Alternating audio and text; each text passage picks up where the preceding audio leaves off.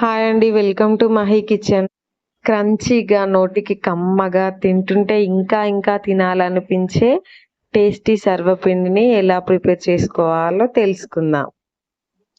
ముందుగా ఒక మిక్సింగ్ బౌల్లోకి 3 కప్పుల వరకు బియ్యం పిండిని ఇలా జల్లించి తీసుకోండి.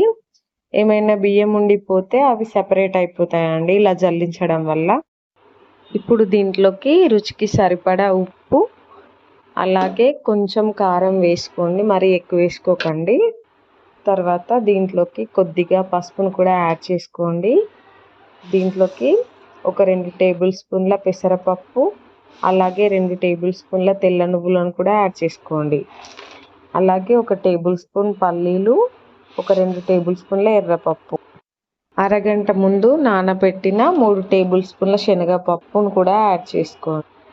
జీలకర్ర వేసి కచ్చపచ్చగా దంచుకున్న వెల్లుల్లి పేస్ట్ని కూడా ఒక టేబుల్ స్పూన్ యాడ్ చేసుకోండి. తర్వాత కొద్దిగా కొత్తిమీర, అలాగే 4 రెమ్మల కరివేపాకును కూడా యాడ్ చేసుకోండి.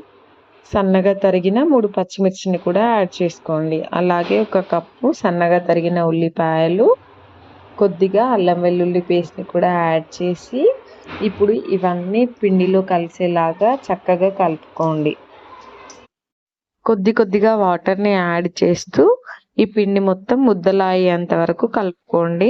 మరీ మెత్తగా అయిపోకూడదు. చూడండి, వీడియోలో చూపిస్తున్నంత సాఫ్ట్గా ఉంటే సరిపోతుంది.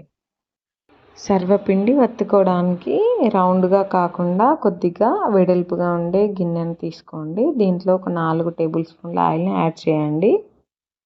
చూడండి, వీడియోలో చూపిస్తున్నట్టుగా కొద్దిగా పిండి తీసుకొని ఇలా గిన్నెకి పల్చగా ఒత్తుకోవాలి, మరీ మందంగా ఒత్తుకోకూడదు.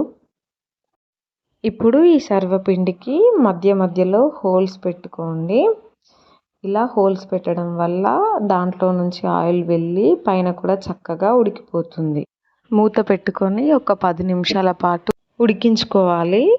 చూడండి, ఇలా హోల్స్ వేయడం వల్ల పైన కూడా చక్కగా ఉడుకుతుంది. ఉడికిన తర్వాత సర్వపిండి ఇలా గిన్నెలోంచి సపరేట్ అవుతుందండి. సేమ్ ప్రాసెస్లో మిగిలిన పిండిని కూడా ఇలా వత్తుకొని తీసుకోవడమే. అంతే, మన వేడి వేడి క్రంచీ సర్వపిండి రెడీ.